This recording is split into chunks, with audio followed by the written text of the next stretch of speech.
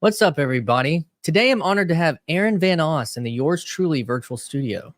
If you pay close attention to this little corner of the internet, you have probably seen Aron pop in here and there, or maybe even watched the conversation he hosted on his YouTube channel between his theologian father, Boss Van Os, and Brendan Graham Dempsey, discussing metamodernity and metamodern Christianity. Aron hails from the Netherlands, which is a country with a special connection to this little corner. Recently, the Van Os family hosted the Breakwater Estuary Conference, of which I spoke with Cassidy Vanderkamp about in our recent conversation, encouraging humanity to consider more intently the importance of physical life embodiment in relationship and conversation. In contrast to the increasing pull many feel to the position more and more of life in the digital space. Aron is a teacher in philosophy and researches Nietzsche at the University of Amsterdam, with hopes to be in pursuit of a PhD. He's engaged to be married, and he's the older brother of Lucas Van Os, or Lucas Voss, who I've also had a conversation with here on Yours Truly. I look forward to getting knowing Aron better today, as well as hear about the recent Estuary Conference. So, without any further delay, I give you Aron Van Os. Hi, this is Christian Baxter, and you're listening to Yours Truly, a place we go to think out loud.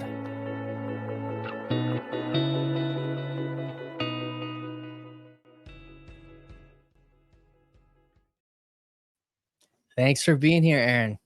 Hey, Christian. Good to be here. Thanks for the invite. Yeah. So yeah, just this was kind of a quick thing. I've been meaning to reach out to you, and I was like, and then you sent me a time slot, and I was like, oh, we're coming up on it, and so let's see if we can squeeze this in. So we're squeezing it in 8 o'clock in the morning my time, so I'm still a little bit waking up here. But but you're in the Netherlands, and it's around what 2:30 over there. Yeah, it's almost 3:30. Oh, 3:30. So, Okay. and actually, like we're having our very rare, unique summer days now, so it's not nice and warm outside for the Netherlands, sort of way. Yeah. Gotcha. So yeah, our weather is pretty warm here in the south, here in Arkansas. Imagine. Lots of humidity right now. So I guess to start out, I wanted to ask you, when I had a conversation with your brother Lucas, he said that you're kind of the one that introduced him to some of the players in this space, and he's been playing around on YouTube over on his channel quite a bit. But so how and why getting introduced to this space, this kind of corner of the internet, what is that story for you? Of myself, or how I introduced him to it? Of yourself, yeah, and then you can bring that in.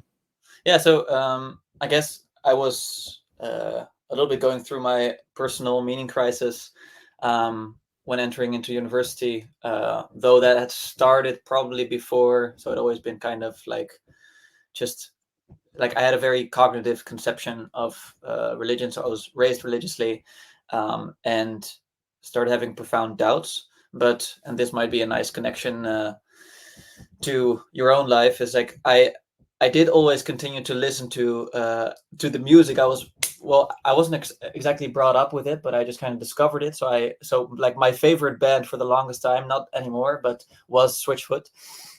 So that always helped like a lot to kind of like that I enjoyed the songs, even though in some ways I remember just going to church. Like we were just expected to go along with our parents to church up until we were about, I think, either 16 or 18. I don't remember too well. But I mean, there were times there that I would just like find the corner somewhere up in the church and maybe sit just around the corner, put my earphones in and listen to some music while the church is going on. So like absolutely ridiculous looking back on it. I'm not proud of that at all, you know? But I'm just saying like that kind of showed that like I wasn't, let's say in the best place with regard to my own faith tradition. I did sort of rediscover it through some of the camps that I attended, like from age 15 onwards. And I didn't necessarily discover the religion itself. I discovered it through the people I encountered there. So that really helped.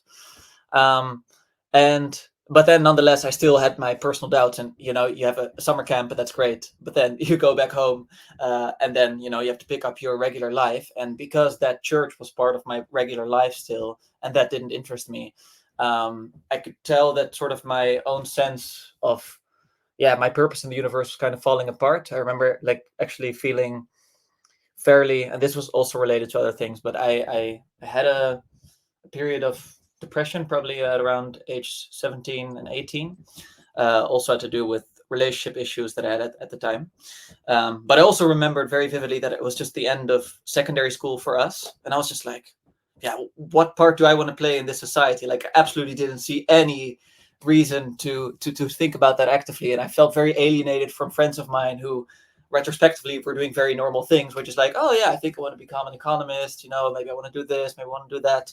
And I was just like, I just don't see the point of it at all. And fortunately, I just managed to pass because like I actually started off as a very successful, bright student, but like slowly, because I didn't see the purpose anymore, that slowly faded. And finally, like I decided on a gap year. And I was like, okay, now the pressure is gone. I'm just going to be on my parents' couch for a year, essentially. But my dad was like, okay, that's not gonna happen. Like, you need to do something. And he's working in public transport, among other things. He's also a theologian, as you know. Sounds weird, but in some sense they can coincide. And he had a project in Dublin that he was gonna have to work on for the next year, at least, maybe the next 2 years. So he was like, you know what, I'm gonna have to go to Dublin every 2 weeks. So I could either, like ask my company where I work at to pay for a hotel room every time, or I help you out a little bit financially with getting a room there. And then Dublin, like I know you love music, like that's at least one thing you haven't left behind. So how about you just like find something to do there? So that's where I did. I took up popular musicianship in like a kind of, what do you call it? It's like a capstone, so it's a 1-year diploma, CPD, like a certificate. We call yeah, it. Yep, exactly, something like that. exactly. So I did that at the British and Irish Modern Music Institute, which was great. It was a great year, but also like a year just living by myself and feeling very estranged and it's still quite sad. And I had this weird relationship with it. So I don't know. I guess the meaning in life that I found was in art. Like I found it in music. I found it in movies. Like I watched lots of movies that year, for instance. I found it like basically in the aesthetic dimension of life, but at the same time, it felt like something deep was missing. And then after that year, I attended university, and that's when I had my first course in philosophy and all that. And it was in a very it was a liberal arts and science college. So it was a very secular, progressive environment, and I fully immersed myself in it. And it was absolutely wonderful in some ways because I had the privilege to rediscover myself, like in many interesting ways that I kind of didn't know were part of me. I really thought of myself as an introvert, but I became more extroverted during that time of my life. But at the same time, like it also like, okay, I don't know what kind of position my faith is in at this state anymore. And it was really interesting that like I had an American philosophy professor, and he clearly had the most difficult, traumatizing time with Christianity, kind of like almost similar to John Fake, but like full on resentment response to it. So he started saying some things about the Bible and about the religion that was like, okay, I also have my own meaning crisis, but this just seems a bit unfair, like because obviously I had a theologian as a father, so I got a more nuanced view of what the religion was all about, even if I had my own doubts. So in some strange ways, I started to kind of defend Christianity a bit, even though I didn't expect that from myself at the time. And then at that same time, by the way, I also discovered Nietzsche, and reading Nietzsche and hearing his explanations of it too, like that really was my like, oh, now I feel like someone who's really grasping the issue of, first of all, what I'm going through, but also what I'm fearful more people will be going through, if not now, then later in their lives, or if not at this point of our society, then maybe in a couple decades from now. Sorry, like this is a huge tangent, but that's why I started like writing and researching Nietzsche. And I'm also like a very visual and auditive learner, which is also obviously why I'm in the podcast space, I guess. So I looked up some lectures, and I just stumbled upon a lecture by someone I didn't know at the time, which was Jordan Peterson lecturing on Nietzsche. So that was really my own way. I was like, oh, this is kind of interesting. And he also emphasized like, the death of God is not something that he celebrates, like it's something terrible. And I was like, yeah, that actually makes more sense. Like if I read it that way. So so even though like later on, like I like I can see now that maybe some of his interpretations of Nietzsche aren't like all too nuanced. Like it really was an important stepping stone for me to really start engaging with this little corner, and then and then it's the regular story that everyone has here, that like from that point onwards you discover the Vervekis and the Pageaus and Van der Kleij, but that took a couple of years, so like it was very slowly. Yeah, I think that's it for now, but I obviously can add more. Yeah, I want to touch on a few points. One, it's interesting, and we'll talk more about your conversation with Brendan, but he actually, when I had a conversation with him, he referenced a Switchfoot song. Actually, I heard that. And I feel like I don't know what country it was in. It may have been the Netherlands, that Switchfoot was there not too long ago. It was a European country. Me and my American, it was one of them countries over there. Yeah. But there were a lot of blonde people, so maybe it was in your neck of the woods. So, but yeah, I was wondering if that was one of the reasons. But you said you went to some church camps, and so like, what were those like? I'm kind of curious. I used to do a lot of church camps. What were your church camps like? Yeah, so actually it's kind of like a conference that happens twice a year, and the conference is like, let's say, for the whole family, and then it's an organization that separately hosts or organizes summer camps, some of which I've been involved in organizing myself since. Cool. But like it's of a very charismatic strand of Christianity. It's like not something that I personally feel very close to at all, but it works. Like it's hard to say. Like I could say, like if I'm there, I'm really kind of like, whenever people talk like denominationally, I could kind of see the relevance, obviously, when it's about the fundamentals. But so much of it is just like, if you have a community that goes to a certain denomination and like you like them there, like then just go to that denomination, in some sense. So it was a very charismatic strand, and because it was like a conference, it had the same feeling of like, okay, like this is not happening weekly, so it's not boring. It's actually like I got to meet lots of people from my own age, and this is going to sound very superficial, but I was very happily surprised that in the evening, after a day of doing like some of those, like you have a deep conversation, and then maybe you play like a fun outdoor game, the standard summer camp stuff. But in the evening, we just we got drunk, essentially, like, which I felt was extremely surprising, because like I don't associate that with Christians at all. But it was kind of, I think, what I needed at the time, and not getting drunk, not specifically that, but at least freeing myself this association that Christianity is necessarily boring. It's like, that's just for the boring people, and that's just you do on a boring Sunday.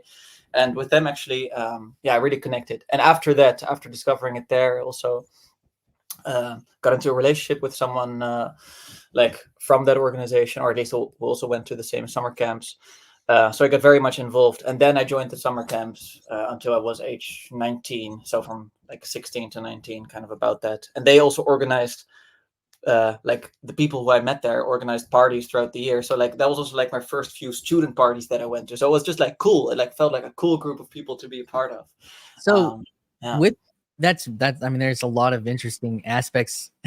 I can't imagine a sanctioned drinking sesh, and for the camps that I was involved in, especially since they were Baptist, which are very much more strict. But even the charismatics in the United States, like at a camp session, that would have been.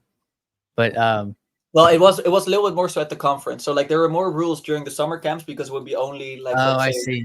But you like could go out at night after everything and go hang out. And I should also say, like especially then, like the legal age for drinking in the Netherlands was 16. Gotcha. Like it turned into 18 like in recent years, but I know in America it's still 21. So like obviously it's a different culture here too. For sure. But I think that's interesting, and I think there's honestly something to that pattern that you actually point to that I think is very important. Is we try to I feel like in our attempts to capture one or the other, these something about the story in the Bible about when David becomes undignified after seeing the Ark of the Covenant. I don't know if you're familiar with that story, but it's like we either want to try to stick that into Sunday mornings, or we want to stick, the temple into like there, where it's like go back and forth, like, oh no, this is where the true life is, or this is where the true life, this is where, and I think that they both have a serious place and need to be seriously honored, just like how you felt like at that conference that seriously honored something in the Yeah. relationality, in the whole picture of being a human, you know, attached to your faith that was struggling, you know, and you see that now as something that was actually good.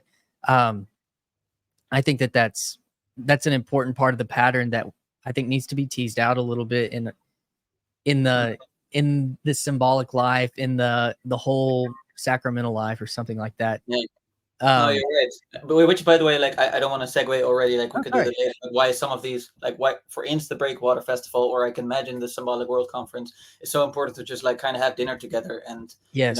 maybe have a drink. Like you don't have to, but for instance, have a drink Yeah. together. Like that really, like I don't know, it also creates a sense of community that like, and you need those types of like that type of I should say like just relaxation to have a proper conversation sometimes as well.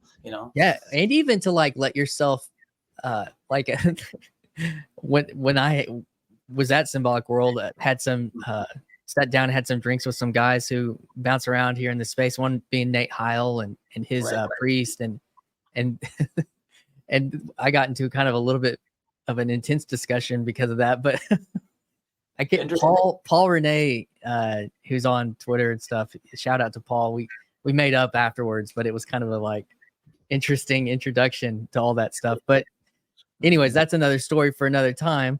I wanted to let's see, on that the other piece of your story, kind of the music side. I was wondering, so you had this. It's interesting because you had that positive experience. I think it sounds like you've always had a high regard for your dad, your father, even though you maybe were not there on the same, you know, faith side. So that when you went to university and were studying, and then you kind of came in contact with a type of antagonism towards Christianity, even though much of the propositional side of it had seemed to have fallen apart or never took for you, there was a kind of embodied part of your life and experience connected to faith that felt personal in a way. It sounds like that you couldn't help but want to defend on a certain level. I think that's really interesting. Yeah.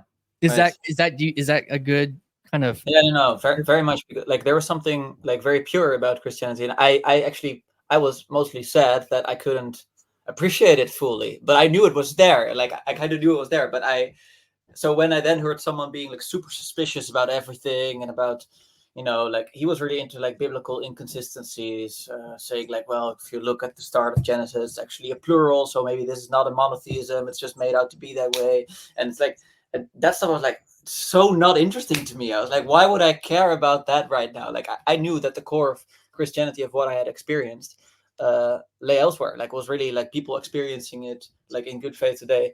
Even though I understand that also has a place, biblical criticism, like that's part of the conversation with BGD, obviously. Yes. But yeah, no, you're totally right. That really helped, and the same probably goes for the music. Like obviously, the music made me genuinely emotional. During my time in Dublin, I kind of switched from my favorite artist being Switchfoot to it being Sufjan Stevens, and Sufjan Stevens also has lots of obviously like Christian themes in there. So yeah, I don't know, like that core stayed very much alive to me, even if I kind of let go of it seemingly. Yeah. And what was that? The letting go was, okay, this church is boring. It doesn't seem to make sense or connect to real life. I mean, that makes sense to me. And I guess these ideas don't matter. And it sounds like in your transition from secondary school that you had become pretty, in certain parts of your life, pretty nihilistic. Is that, and what kind of do you think drives that nihilism related to these pieces, at least for you? That's like again, it's a tough question because like when I was going through that time of depression, it was like lots of things coincided. So it was like my personal uh, faith crisis, but that coincided with me going through a very tough breakup, and that then coincided with me also finishing secondary school and getting ready for the real world and finding my place in society. And I was really like, I was really like an anarchist almost. Like that, I was like, wow, why should I be part of this society? Like I don't see why I should care. So I think the nihilism really, like it wasn't nihilism like so much in the sense like nihilism actually as a term, it started in a Russian context, in a Russian political context, like kind of like also as like an opposition to a standing regime. And I really felt that sense of nihilism too. Like I also really got into Nirvana and stuff like that, like those types of bands. But I would say, like, I remember days at secondary school, like when I felt worst, it was just mostly like I got to school and everyone there was a zombie. Like that's just kind of like the world I experienced. So like when people talk about depression sort of taking the color, like the qualia out of your everyday experience, like I did really feel that. And then when I got home, I would just go to my room and maybe just cry for a couple of hours while listening to like Nirvana or Elliott Smith. So that was definitely like a nihilistic. But then again, like that was also part of the breakup, and it was also part of like me not knowing what my future would hold.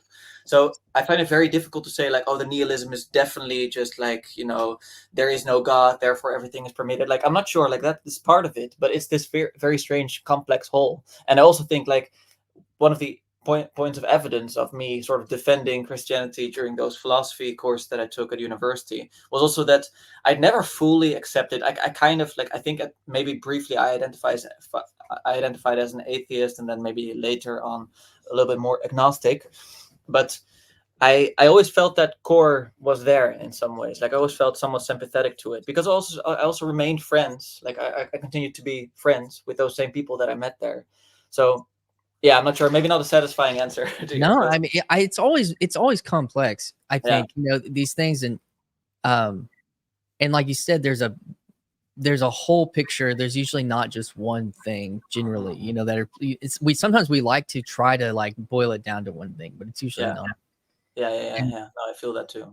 and then you really connected with music, and did guitar. I think I knew that you had done some guitar from your brother, that conversation.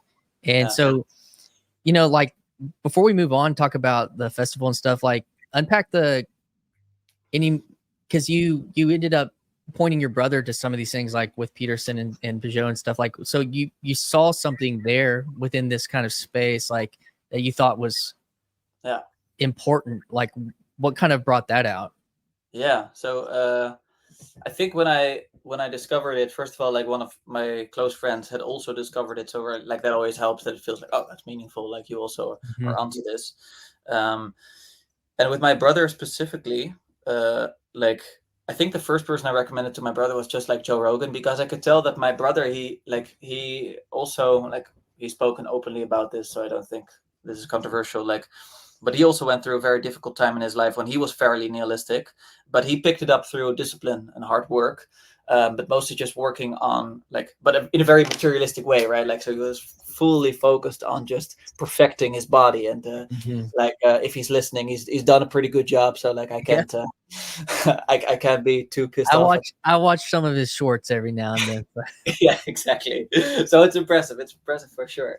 But I was also like, okay, I kind of like, I could tell that he was looking to extend like that discipline into other domains. So he kind of got interested. Maybe like, I think at some point he asked me like, yeah, maybe I should like also have like an artistic outlet. So I told him like, yeah, maybe you could learn to play the piano. So he also took up that. But I was also like, what I've been picking up recently is this thing called podcasts, like, which was a new thing obviously around the time. So I told him like, if you go to the gym, you might just like be interested in also listening to some of these guys, because you could also learn something about the world while working out. And I told him like, maybe this Joe Rogan fella is pretty, like, he has the biggest podcast in the world, so it's probably not a bad place to start. But then also like, like he's very much like a gym bro on the one hand, but he also has interest in these ideas like regarding meaning, but then also he's into psychedelics and all that. So I was like, I think there's this interesting aspect that could be like sort of a breadcrumb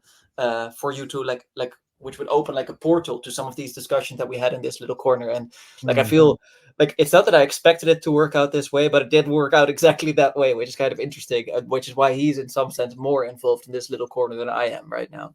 That was a really interesting way that you just described like all those pieces.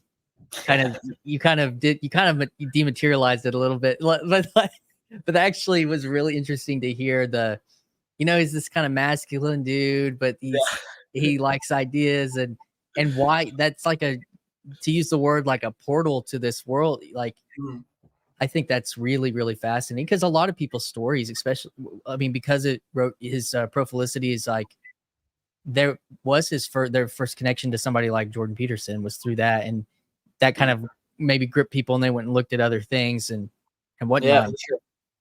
These are like portals upon portals in some sense, like because obviously we started on YouTube doing very different things than any of this. Like maybe the first time we watched YouTube was just like all these like fun viral videos, that we watched, and not so much like intellectual content at all.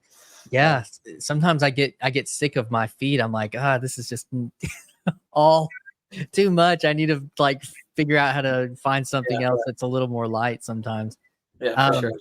So yeah, man. Well, let's move into talking about the well, let's save this for them since we've we've referenced both the festival and Brendan Graham Dempsey, but I did want to follow up with because I was just looking at your channel. Like you don't do a whole lot on YouTube. You come into streams sometimes, but it was important for you to extend the conversation with Brendan Graham Dempsey. For those who aren't familiar, I've done a couple of conversations with Brendan. He runs a YouTube channel called Brendan Graham Dempsey, where he covers what's called metamodernism, and he attaches metamodern spirituality. Metamodern spirituality, and so he had a conversation with Jordan Hall. He had a conversation with Paul, and then I said, "Hey, I want to talk to you," and then it went all through he was basically on everybody in the Corners podcast, and which was really kind of a cool thing.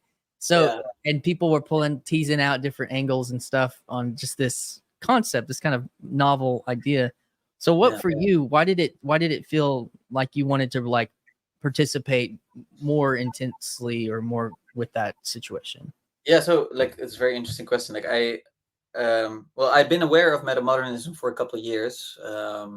Like in some of my interest in art, it had obviously shown up, but then also like, I remember reading through theses that also referenced the same thing.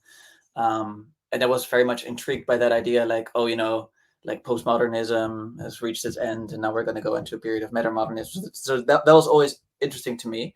So when he talked about it, I was like, okay, this is cool. But then he talked about it in such a way that he was critical of what we were doing in this little corridor. So I was like, that's intriguing because I had never really thought about whether or not we were metamodern, but nonetheless interesting that like this guy starts criticizing us like for not being metamodern enough. Like obviously, Brendan, if you're listening, like I very much love your work, so don't take this the wrong way. But I just thought that was intriguing. But then at the same time, and that's really to his credit, like he was really charitable, and as you said, like he helped on so many of these channels. So I was also like, okay, there's actually someone you can engage in a conversation with very constructively. So that was very encouraging to me, but at the same time, like I was also bothered by it in some sense, especially when I heard him speak so well. So again, Brandon, don't take this the wrong way, but I felt he was speaking fairly authoritatively on like some interpretations of what actually went down there. So like, Paul never really wrote that, and I was like, okay, I know, like I don't know a lot about it, but I just do know that it's a lot more complex than that sort of authoritative certainty that he showed there, which is why I dragged my dad in, because like he actually has like lots of historical expertise on what happened at the time, and it's not like he's not like a dogmatic saying like, oh, it happened exactly the way it was written down in the Bible, but nonetheless he's like, yeah, but it makes sense why it was written down in the Bible this way, because actually if you look at this piece of evidence and this piece of evidence, then it all lines up that actually this story makes a lot of sense. And I felt that because also he was countering what we were doing in this little corner a little bit, and again, I'm very appreciative of him, but that he was also countering people's certainty in the truth of the story, and therefore saying, well, actually, that didn't really take place that way, which is also why I felt it was useful when, during our conversation, he kind of said, like, the thing is, when I hear Bart Ehrman give an interpretation of something, then I find that plausible, and that's fine. But I know that, for instance, my dad has lots of different ideas on what Bart Ehrman concludes about certain of those ideas. So I was like, I can only have a conversation with him regarding my own interest in metamodernism, my own interest in Nietzsche, my own meaning crisis and all that. I'm finding it therefore important to look at what's relevant here. But in terms of the historical critical expertise, I need my dad to sort of hop on the stream, but then also just have a good and like constructive conversation, and not just like, this debate, which I don't think it was really. So no, yeah, there was, like you said, there was probably tension in most of the conversations on some level, but I think it's a good working out of the details and of and testing things and hopefully having better conversations. I don't know if you watched the Peter Boghossian, Jonathan Peugeot conversation that just came out. I still think that was a good conversation because it was more of a conversation, of interest. And those kind of, even when things people don't agree and already have different conclusions, I think that, it's like, oh, we could be or change this group or this person, and probably both people end up being changed by something, that's for sure. And I think that's, I appreciated him. And I also relate. You even mentioned earlier in the conversation about your philosophy professor and like having disdain for whatever parts of fundamental Christianity that seem to really bother him. And, if you've heard, like you said, you referenced Vervaeke's having a, kind of traumatic experience, and Brendan having his own versions of, hard experiences related to that. I didn't, for what, I don't know all the reasons. I had my own within Christianity. I felt like I was constantly trying to find the parts that made more sense for me than some of them that I was given directly, that could have been something similar to both their stories. And so I think that it's all, what is opponent processing?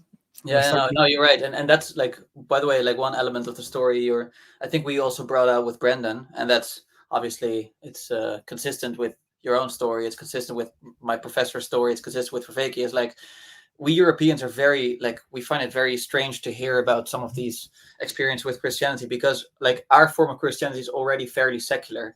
Like, it's like we're very used to, like, it's very rare to, like, we have stereotypes about those living like in the Bible Belt of the Netherlands, but even they like are aware that they're weird and that they're, like, are different. And then most of us don't grow up in the Bible Belt at all. So even if we were raised religiously, like, we don't experience the sense of like, oh, it was like fundamentalist Christianity, and then all of a sudden I had my deconstruction. Like, it's just, that's so alien to me, to be honest. But I understand why in your context that matters a lot more. What's the Bible Belts of the Netherlands look like? What is that? In what way do you like? So it's called the Bible Belt because literally, like if you look at it geographically, it looks like a belt around the country. And I would just say, like, in the most strictest way, like, you have just more traditional clothing. That's mostly it. So the girls and women, like, they generally wear skirts and not jeans, like that kind of stuff. Gotcha. And then, like, obviously they follow the basic rules. They don't have sex before marriage. They don't smoke or don't drink excessively, like all those things. And they go to church, and just everywhere else is like, like you have Christianity light sort of coming up, where it's like, yeah, you know what I mean.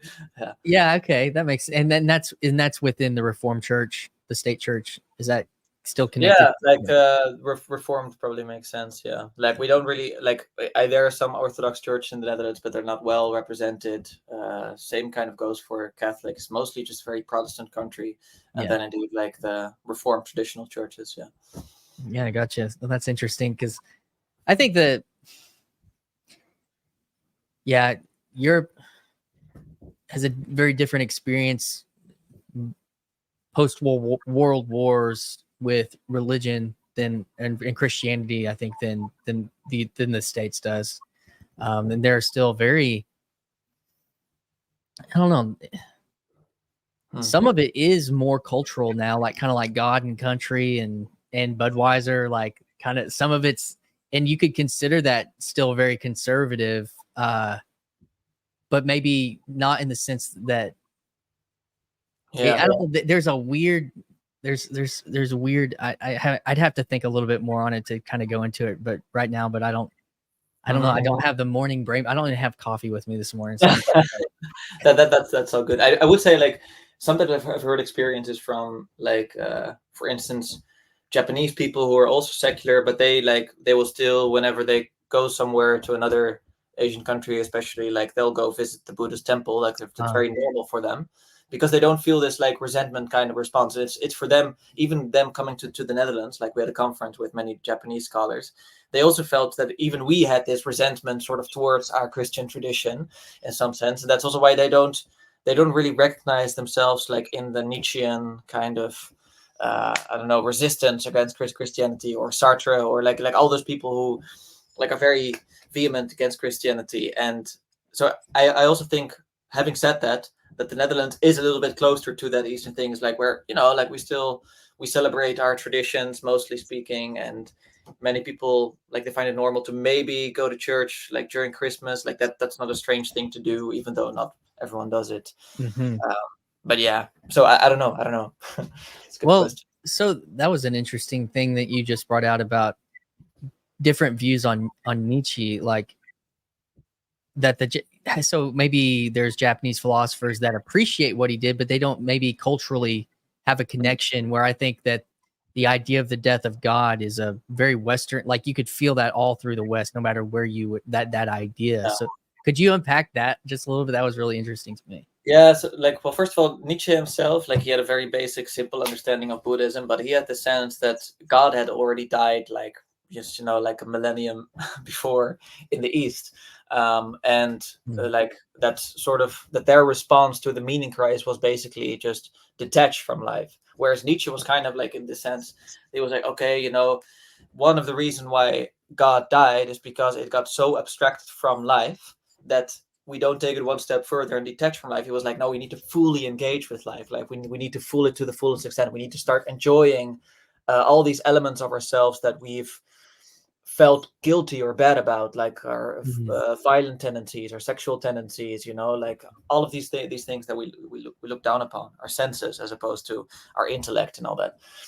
But then in the East, like, so I've read Nishitani's, who's a Japanese scholar, Nishitani Keiji, Religion and Nothingness, and he really talks a lot about Nietzsche. So he was very much inspired by Nietzsche. I think famously, he brought a copy of Thus Spoke Zarathustra with him everywhere he went. And that's also because Japan started westernizing at that time, like it was after the Meiji Restoration.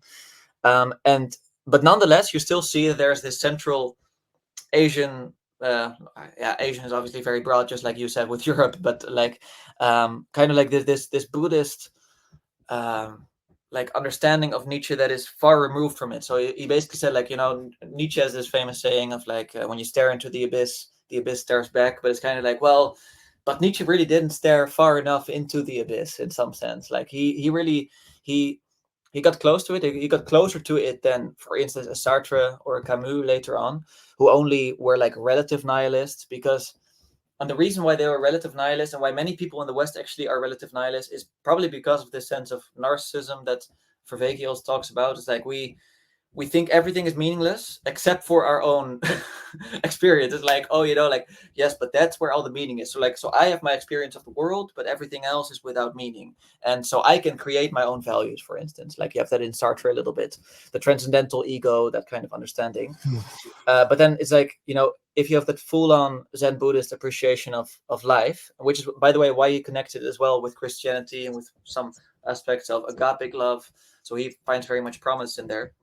So it's like, no, you realize that actually then that your own experience is also in some sense part of that sort of like of the nothing you experience elsewhere. And that strangely creates a type of harmony between everything again, like precisely because that's also part of the nothing. It's like, oh, wait, you're also just sort of along for the ride. And what's the you there? And therefore you kind of feel at one with the universe again. And that's why he says, like, actually there's lots of like constructive possibilities to find between this agapic understanding of Christianity, where you find this harmony with other people, because you don't think of yourself so much. Like you don't think like, oh yeah, but what do I want? What do I need? It's like, no. You feel profoundly opened up to this this purpose in the universe that you're only a part of, like that you're only sort of like this momentary thing of. So like that would be some associations, but I'm not sure if it's precisely went into what you were asking. That's okay. What it kind of brought me to was how the conclusions, and I don't know philosophy well at all. Even though the department, my undergrad was in the religion and philosophy department, it was at a very Southern Baptist, college, but it was part of it. So it's not like I can kind of barely hang on, but what that was like bringing into me was this idea that these conclusions that many, of these philosophers come to, and this will help bring us into Breakwater, is okay, you have to become Übermensch, or you have to, but I don't know how much prescription that they give for what it means. And then someone like Vervaeke comes along and is like, okay, actually, we really have to look even like past the philosophy to say it's actually important to talk about what we do specifically, ecology of practices, and so am I correct in saying that philosophy kind of stops at the, okay, here's the problem, and you need to go out and be more alive or appreciate, but there's not how you go out and be more alive and appreciate? Is that, am I correct in that? Yeah, so like you are in very important ways you are correct, but obviously like there would be some nuances like that. When I like, say philosophy, I evoke all of philosophy. Exactly. Well, first of all, yeah, you had many Christian philosopher, Buddhist philosophers, so like you have those two. But generally speaking, like I think if we just limit ourselves to the existentialists, who are all about, you have this life. Like it's interesting to see that some values do show up there. Like so, authenticity is very important, even though it has like a sort of a different meaning for all of them. And I don't mean this authenticity like, oh, just be yourself, because that's kind of that's like the opposite of authenticity, where you just become part of the crowd essentially. So that's very relevant, and also to take responsibility is very important for what you do. It's often like it's very rare that you have an existentialist who just says like, oh, you can literally do anything you want. Like no, actually it does seem like they're interested in responsibility. Having said that, I totally agree. It's kind of like a double bind, like that. I think Girard also, like, he criticizes Nietzsche essentially, that he has a double bind. It's like, imitate me by not imitating me. Like you should do your own thing, but you have to do this, but do your own thing. It's kind of like this. Like if you imitate him, like you're just following some kind of dogma, but if you don't, then maybe you're following another dogma.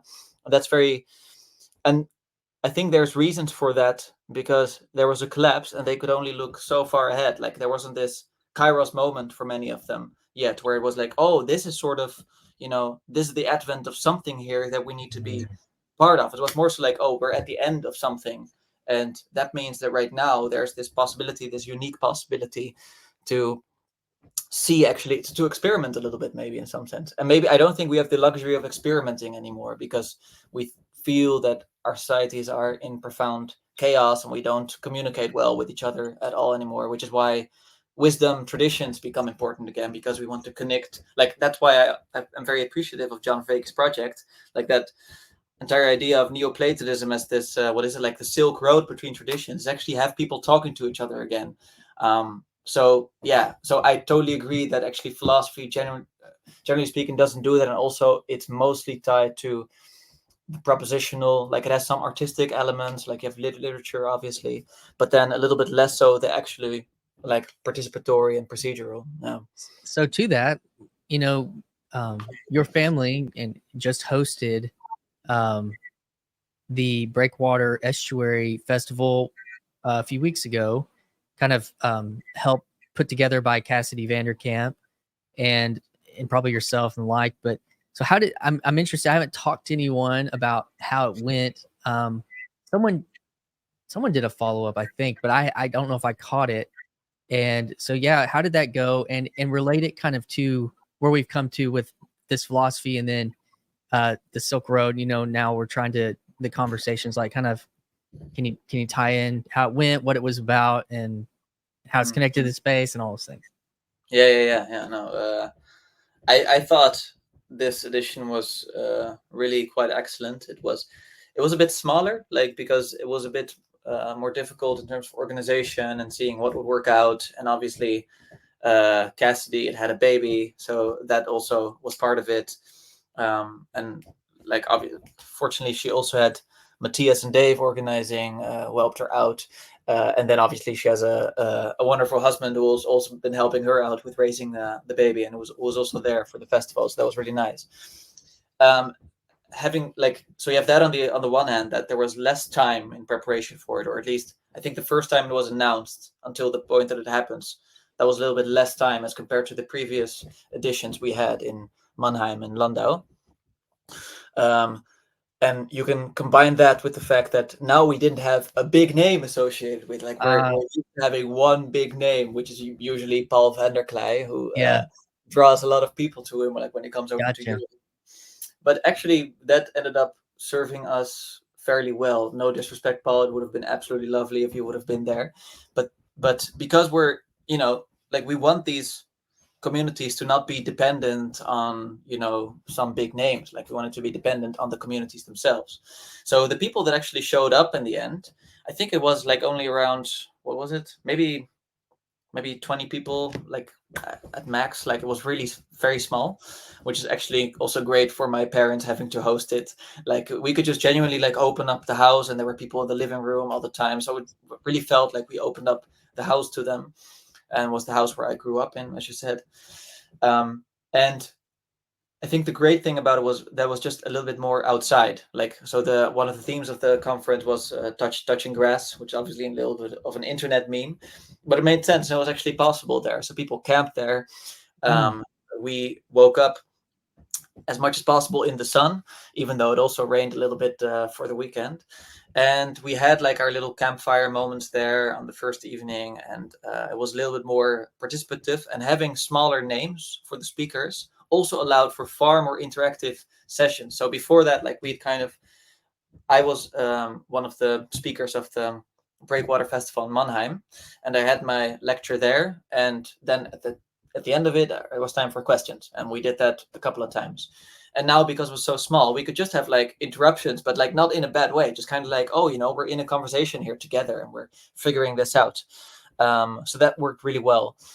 And then I would say, like, especially the estuaries were just very, there's just something about having estuaries so separate from, the very busy urban society that we're all used to, or many of us are used to. And like, for me, it obviously had an added layer of it being at my parental home. But I think that really helped us connect a lot. And then we had also planned, for instance, like a morning meditative walk.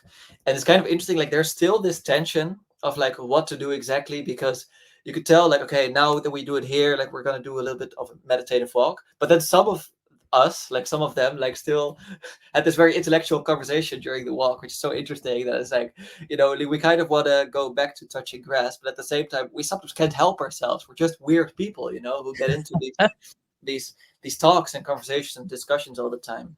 I think probably one of the ideas for next time, I think we all concluded, was also we need to add an element of play into it, to like have maybe a little bit like a game of I don't know, football or something. We would also be playing together, so there's no possibility to have a conversation at that time, and you genuinely take a break from it. Where you embody, like, you're embodying the moment, and play helps you embody the moment. And focus on something with your body, and that's interesting. To cooperate, like, obviously, like, you make different teams, so it's like, you get into different types of cooperations with people that you usually wouldn't tie up with, because you're like, oh, I like this person because they have the same interest as me. But it's like, that's not really relevant when you're playing a game together. You connect to other things too. And by the way, like, I had kind of other things going on myself, so I wasn't attending the full festival. So like on the Friday, my fiance and I, we had to babysit, and actually on the Sunday we went to that church that I talked about, which is close to my parental home, to visit it, because we're considering it for like our marriage. And it was very strange, because to be there now, like, especially maybe it's also because of the lack of sleep you get during a festival like that, but because it was so present in all these conversations, these deep moments you have with all these people, all of a sudden I almost started tearing up during the service a couple of times. So it's also an interesting contrast to what I said at the start of the conversation, that I was just listening to music and just zoning out the church service, and now I was fully present to it. So that was really nice as well. But maybe you have more specific questions as well about the Breakaway Festival. I want to lean into to that point you were ending on, coming into that space, the meaning that was being fulfilled or something, or I don't coming into what's the word I'm looking for? Well, just that you're in this journey and this place that at one point, sometimes I wonder with teenage angst, and you're talking listening to Nirvana, and there is a natural necessity and need to find our own way. Like that's an important kind of evolutionary reality of making our way. But I think in the West, it's basically saying, well, that none of this other stuff matters, just go and make your place in the world. But it's really that you're standing on all these things, and all these things built you, you're not just, a meat sack floating through time. These things make you, and I could see how, like you're saying, after this kind of very intense relational experience and your family's integrated here, and then I guess the idea of considering that space for your marriage, I could see how that all just that makes sense. That makes sense to me. I think that's beautiful. Yeah, thanks. Yeah, no, it's also it's also very nice for me because so for instance, I'll put my cards on the table. I still don't fully feel comfortable in a Christian identity, because if I would probably be going to church every week, and at the moment I'm not. And which is also why I'm also interested in these vervaeke alternatives. And then also I think something I've spoken to before, that when I lecture, I mostly lecture to secular students. I mostly have secular friends, so it's also it is a different world. But at the same time, having said that, I'm so very touched by, for instance, my partner then joining me on this weekend and kind of seeing this weird podcast internet space come to life, and her meeting those people and actually seeing okay, these are not, well, I mean, I guess we're all weird. So these are weird people, but they're wonderfully weird, and that really helps out. I don't know, and there's something just about the estuaries. I'm not sure how often, have you ever done the estuary protocol or not? Only with Chad on the internet, actually. Okay. Yeah. Interesting. Fascinating. Yeah. I've not, I would have to start one. Yeah. I would have to start one here, and that may happen someday. But no, I haven't embodied one, but I will say that I think I've had a unique experience in the Bible Belt with this, through the New Atheists and Meaning Crisis. I've had friends and had conversation partners that have been similar, and having been a pastor at the same time, not overtly in the secular world. In the South has there's also a piece of that from being in the American South as well. That it's not, I don't think I've felt the same connection to that for that reason. Small groups and relationships and small groups and stuff but I think at large, I see the issues, and in other contexts, I see the need, and I could even see it here, for certain situations. But so I see the importance of it. But I don't know I don't know. I live in a very. I'm definitely not pressuring you to join one of them. I'm just saying that it's nice that it's an element of the festival that was central, because I was curious. I heard I won't name the person because I guess it's rude, but that's I heard one individual describe the Symbolic World Summit being absolutely amazing, very much impressed. but also finding a lack of participation sometimes, that there was a little bit less of that aspect. So I'm curious how, because you were there, like Yeah. how you look at that. So I do think there were a lot of introverts at Symbolic World.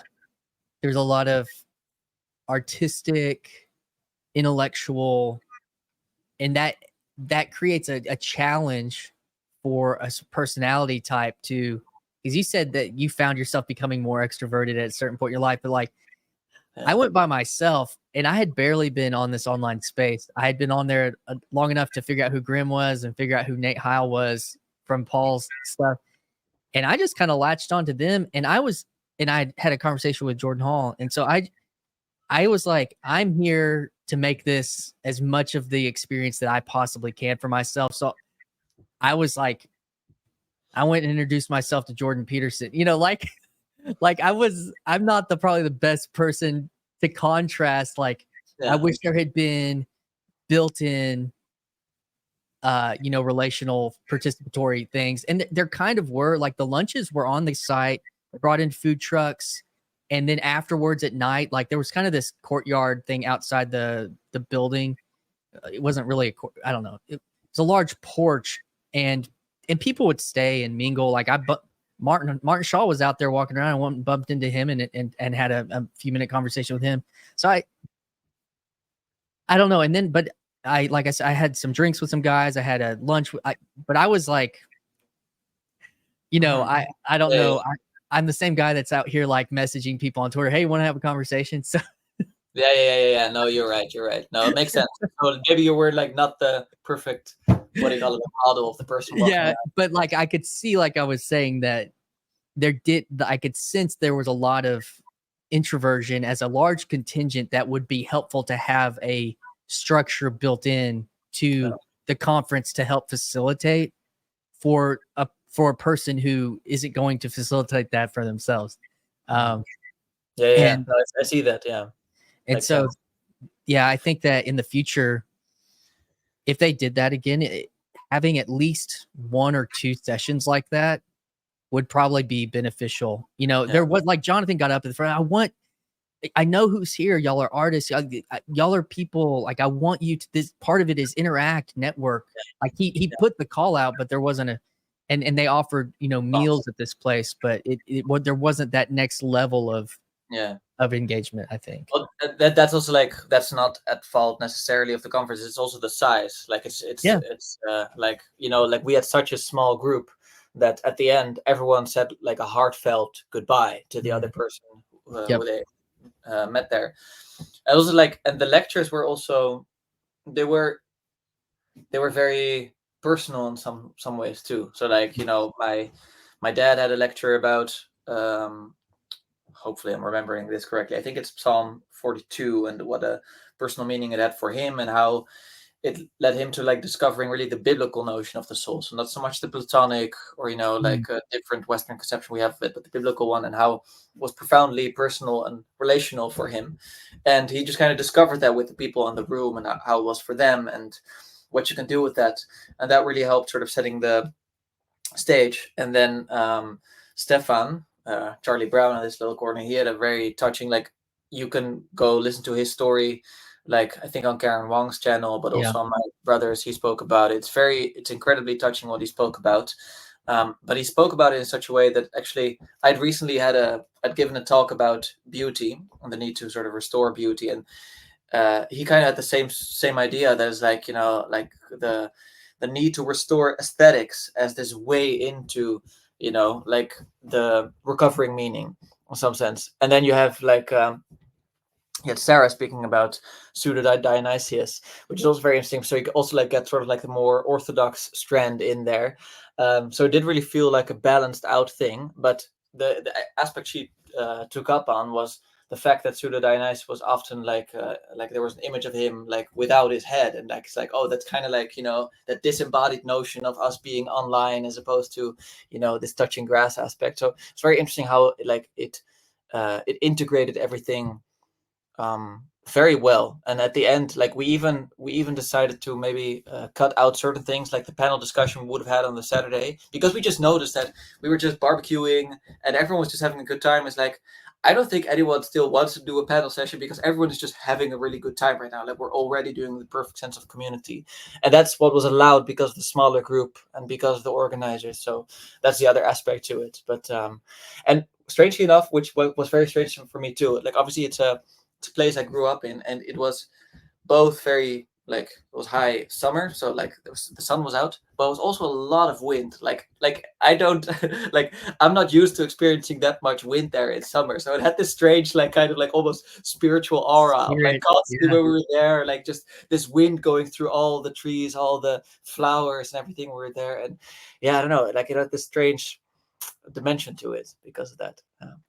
So I guess as we're kind of rounding out this conversation, where do you find yourself on this journey? Like you said, you're not like completely in, I guess, like a, whatever you might call full Christian something or something. Like what is, where are you on that? What Yeah, space do you find yourself in, I guess? yeah. Well, I mean, like I kind of, this is also just me coming to terms with having not identified as a Christian for years, sort of, in some ways, and now, and then beginning to identify as a Christian in some ways, like to some people, because they understand what I'm talking about. And now I'm like, okay, I guess Christianity is not necessarily about, just making sure everyone understands you perfectly. It's like Mm. at some point you should just feel free and feel the space to come out to be a Christian. And actually, like three of my grandparents, my remaining grandparents, passed away in the last 2 years. So Oh, that's like a generation switch we had. And both my grandpa, who passed away like I think about half a year ago, he really told me like, oh, you walk with God, like that. That's really what he told me on his deathbed. And wow. then my other grandpa too, like had a possibility, like that was only a few months ago actually. Had a possibility to have one final large, like, talk with him uh, before he would pass away.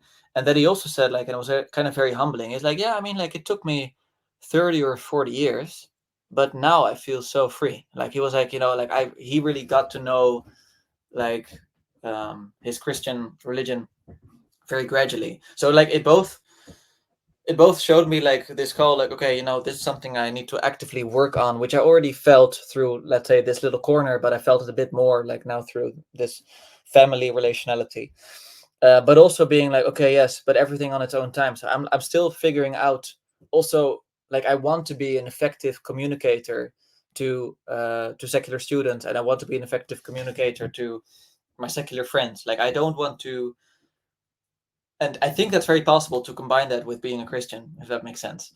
But right now, I'm also at the space where I haven't figured out how to do that yet, and I haven't figured out what, like, as I said, like, I'm really, like, I have a strange relationship to all the denominations. I'm really not sure what kind of church I would even attend when I would go. And there's part of me was just like, go back to the tradition where you come from, or maybe discover the orthobros, or maybe do like something like in between with the Catholics, or like the charismatic strand, like that. Obviously, that also at least gave me a lot that I didn't have before, even though the charismatic style isn't always something that I find, I don't know, beautiful. Let me put it that way. Like, it's good. It's good. I can tell there's an inherent goodness in it, but I've started finding beauty more and more important recently. So I don't know. I find it a very difficult question. I am still every now and then like visiting a new church. That's maybe the final part of it. I'm doing that as much as possible, also with my partner, um, because she was not raised religiously at all, and part of me finds it more important to do this with her, and then maybe create a base, a fundament for, if we were ever to graciously have children, like. Yeah. Like, that would be more important to me than me finding my, like, the church that fits with me, and then actually her not going to that, and then having this sort of separate world there. So yeah, I'm still working on that actually. Well, it definitely wasn't. I think, you know, what was it? Whenever Mm. I just the important thing, even to the name of this podcast, is finding, you know, authentic and true connection to self and to those that we're relating to. And yeah, I had a connection with a longtime person that I've known a very long time a few weeks ago, and he's been on a journey. He's on a journey. But the thing is even if I say I'm a Christian, that doesn't mean that I have stopped a journey. You know, No, like, or no, that you're right. Yeah. you know, that all of a sudden I'm, you know, in a settled, you know, and maybe people feel that way. But I love the contrast, but also the continuity between what your grandfather said of like walk with God, and the other one was like, you know, it's a long walk. Yeah. Sure. So that I think that's awesome. No, Man. yeah, you're right, and I also think like the aspect you just said, that's also me coming to terms with that dimension. What you brought up is like, yeah, actually, I so associated Christianity with like having, wouldn't say certainty because it wasn't like intellectual, but just like feeling this faith of which doubt was not a part when I was when I was like a child, you know, like that's just like I believed in like in God and that was just it.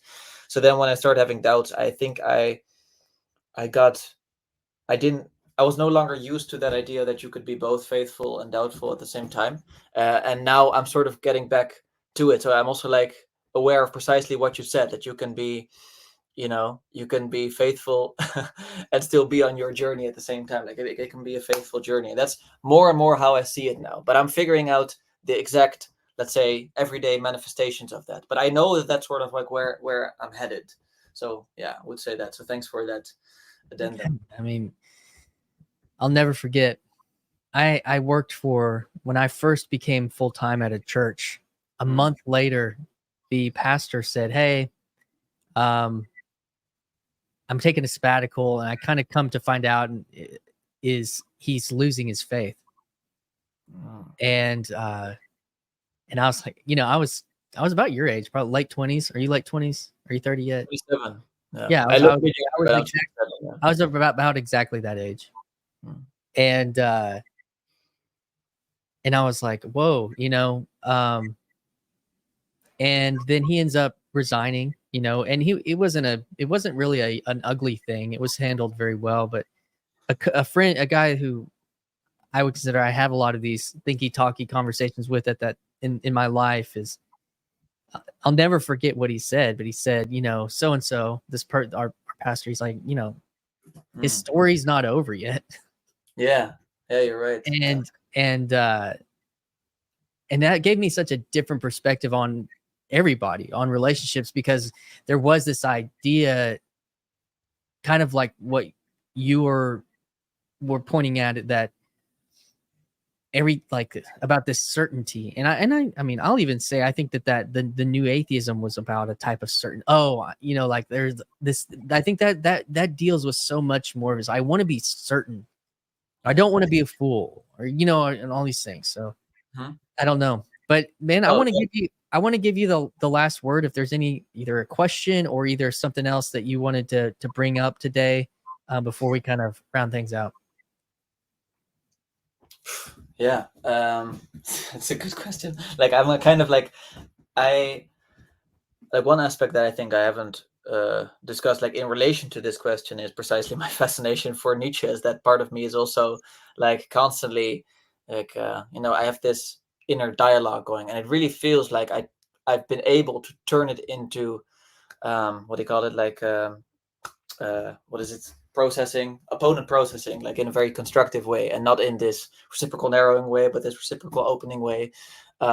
And that's sometimes scary, because sometimes like therefore you like you feel more certain, and it's like, oh, all of a sudden like you get this, but then all of a sudden like the other place you reach also feels more more valuable in some sense, because you keep, and I think that's sort of what we're doing, and why, how we've allowed Brandon Graham Dempsey, for instance, into this corner. We're not like, no, don't question us. We're like, okay, yes, let's talk about it. Because almost like, we allow the tension to rise, to then actually find ourselves back at the other spot, but maybe like a little bit even further than we thought we could have gone like previously. And that's one thing that I was also reminded of, just because we're finishing off, like what you said about, his journey is not over. I think this is also one way in which religion is profoundly different from politics. Like it can turn into politics where it's like, oh, like I want you to be on my side because we both need to vote every couple of years, and it doesn't really matter how, just make sure you vote. It's kind of like that sense. And then in religions, obviously, it's about your whole life, and obviously sooner would be good because you have a lot to contribute, but everyone has their own type of journey.